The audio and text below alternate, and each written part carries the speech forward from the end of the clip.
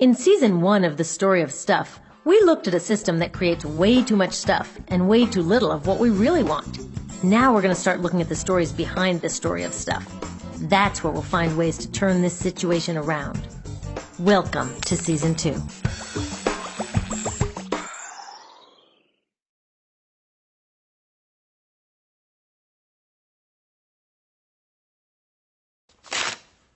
These last few years, I've had to get a lot more careful about how I spend my paycheck. Everyone has.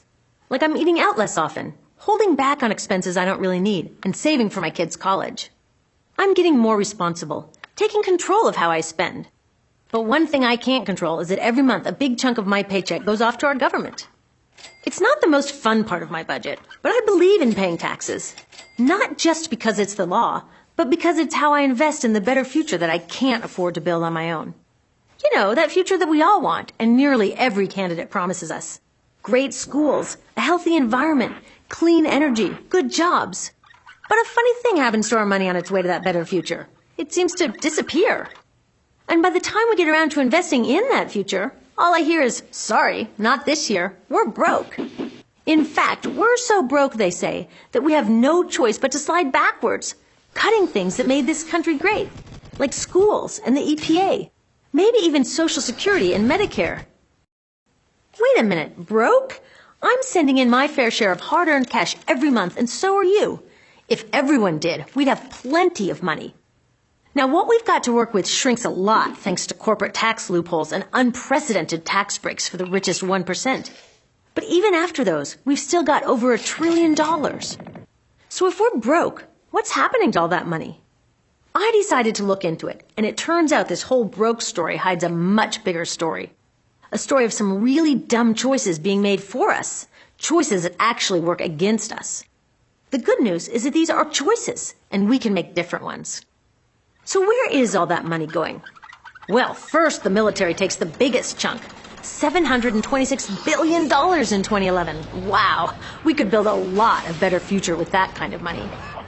Spending billions on fighter planes that we don't need, or wars with no end, and then saying we're broke just isn't honest. It's like calling your kid from your billion-dollar yacht to tell her you can't afford her school lunch money. Then hundreds of billions more go to propping up the dinosaur economy. You know, the obsolete system we talked about in the story of stuff. The one that produces more pollution, greenhouse gases, and garbage than any other on Earth, and doesn't even make us happy. In so many ways, it's just not working. But we're keeping it on life support instead of building something better. A lot of that life support comes in the form of subsidies. A subsidy is a giveaway that gives some companies a lift over others. That's not necessarily a bad thing. We should help companies that are building a better future. The problem is our government keeps lifting up companies that are actually dragging us down. Everywhere you look along the dinosaur economy, you'll find these subsidies. There's spending subsidies, where the government just gives our money away, like payments that benefit big agribusiness while helping drive family farms off a cliff. Or the less obvious version, where the government foots the bill for things corporations should pay for themselves, like cleaning up toxic chemical spills or giant livestock manure ponds. Or building roads that only go to one place, like a new Walmart. Or paying for polluting and wasteful garbage incinerators that would never make financial sense to build on their own. Then there's tax subsidies, which excuse big corporations from contributing their fair share, like the enormous tax breaks granted to oil and gas companies, even in times of record profits. These subsidies amount to billions we should be collecting and putting to good use.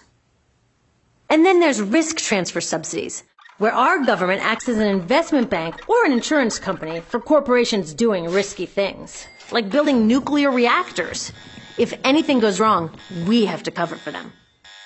There's freebie subsidies, where our government gives stuff that belongs to all of us to corporations for cheap or even free.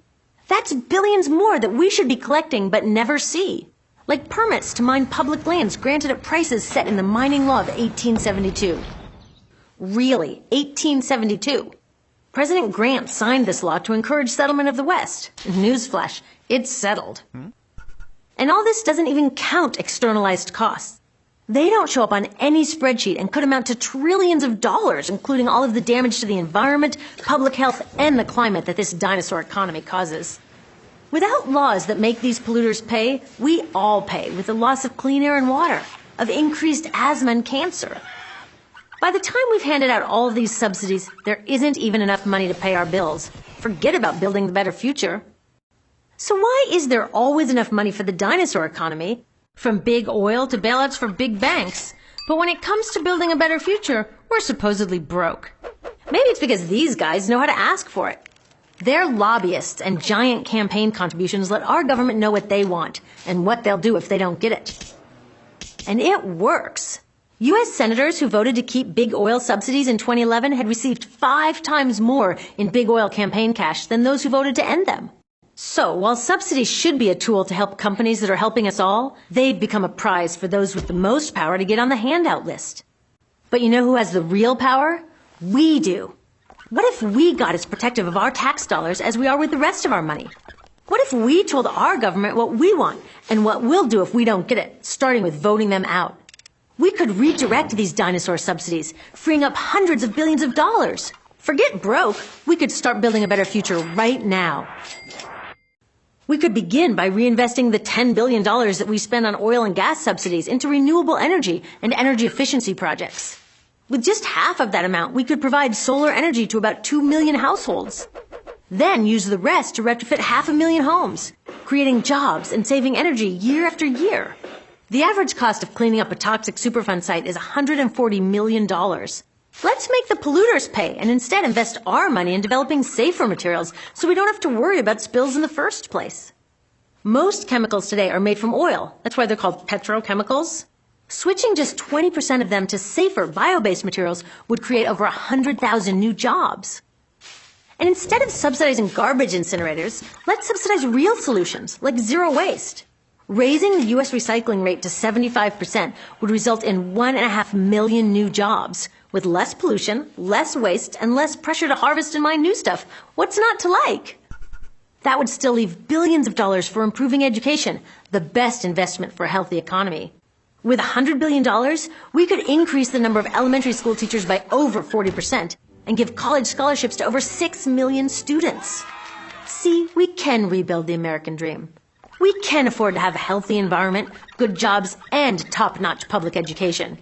But not if we continue subsidizing the dinosaur economy. So the next time you have an idea for a better future and someone tells you, that's nice, but there's no money for that, you tell them we are not broke. There is money. It's ours, and it's time to invest it right.